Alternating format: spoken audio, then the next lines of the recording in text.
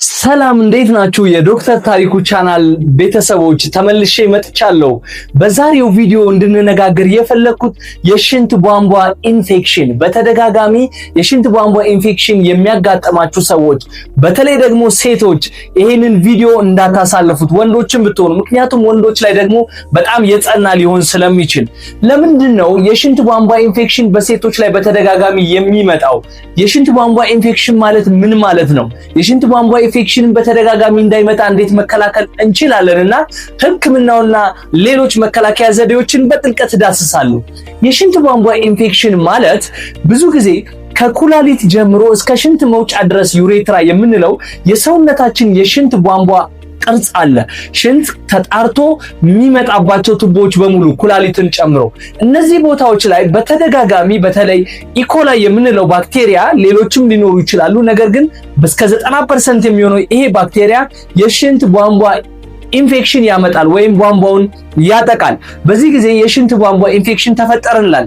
ይሄ ኢንፌክሽን በሚፈጠርበት ጊዜ የላይኛው ኩላሊትና የላይኞቹ የሽንት ቧንቧ አለ፣ የታችኛው ደግሞ ዩሬትራና የሽንት ፊኛ የምንለው ብላደር የምንለው አለ።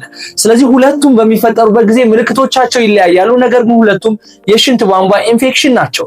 ምልክቶቹ ምንድናቸው ካላችሁ፣ የሽንት ቧንቧ ኢንፌክሽን በተደጋጋሚ ያለበት ሰው ሽንት ቶሎ ቶሎ መምጣት፣ ማቃጠል፣ እንደዚሁም የመጣችሁ እየመሰላችሁ ደግሞ ስትሄዱ አለመውጣት፣ በተለይ ጠብጠብ ማለት፣ እንደዚሁ ትኩሳትና የጀርባ ህመም ካለ ደግሞ በተለይ የላይኛው በተለይ ኩላሊትን ጨምሮ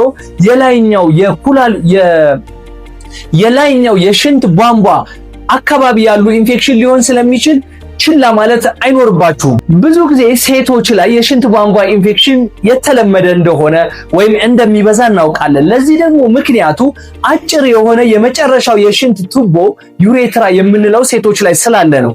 ይሄም በቀላሉ ባክቴሪያ ገብቶ ኢንፌክሽን ለማጥቃት ይዳርጋቸዋል። ይሄ ደግሞ በተለይ ስኳር የሚኖር ከሆነ፣ እርግዝና የሚኖር ከሆነና ሴክሹዋል አክቲቪቲ በተደጋጋሚ የሚደረግ ከሆነና ጥሩ የሆነ የንጽህና ጥበቃ ከሌለን ተደጋጋሚነቱ የበለጠ ሊበረታ ይችላል። የሽንት ቧንቧ ኢንፌክሽን በቀላሉ መታከም የሚችል ሕክምናውም የትኛውም የጤና ተቋም ላይ መገኘት የሚችልና በቀላሉ መታከም የሚችል ነው። ነገር ግን መሸወድ የሌለባችሁ የሽንት ቧንቧ ኢንፌክሽን በሚያጋጥማችሁ ጊዜ ውሃ በመጠጣት ብቻ የሽንት ቧንቧን ኢንፌክሽን እናክማለን ብላችሁ አትሞክሩ።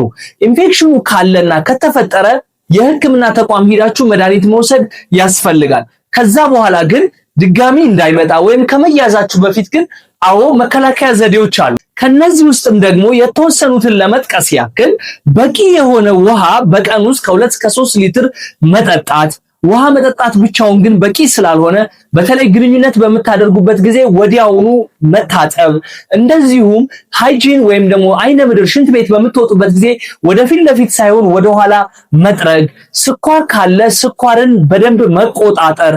ቁጥጥር ውስጥ ያልሆነ ስኳር በተደጋጋሚ የሽንት ኢንፌክሽን ሊያመጣብን ስለሚችል ማለት እንደዚሁም ሽንትን አለመቋጠር ናቸው። ታዲያ እንድታውቁት የምፈልገው አሁን የምነግራችሁ ሰዎች ኢሚዲየትሊ ወደ ሕክምና ተቋም መሄድ ያለባችሁ፣ በተለይ የተወሳሰበ የምንለው የሽንት ኢንፌክሽን ሊኖር የሚችል ወይም ጠንከር ያለ ጉዳት ሊያመጣ የሚችል ስለሆነ በአስቸኳይ ወደ ሕክምና ተቋም መሄድ ያለባችሁ ማን ናችሁ?